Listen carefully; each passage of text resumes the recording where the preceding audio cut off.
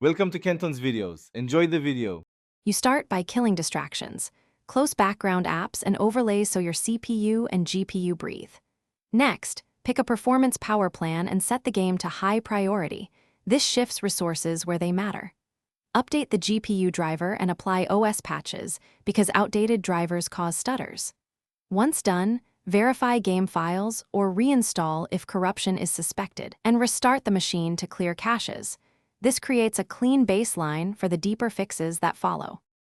You now tune both software and hardware for steady frames. Start by dialing down expensive settings like shadows, post-processing, and view distance. Those often buy the biggest gains. Then cap FPS with VSync or a frame limiter to smooth frame delivery. Test different targets like 60 and 120 FPS to find the best compromise. Meanwhile, monitor temperatures and watch for thermal throttling. Reset RAM and GPU, and swap in another drive or GPU, if possible to isolate. You finish by polishing system behavior.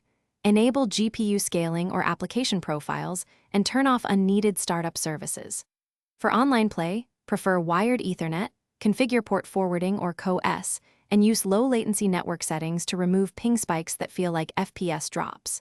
If problems persist, roll back to a previous driver, create a clean OS profile and test there, and capture logs and timestamps so you can spot patterns. If all else fails, provide those logs when asking for help.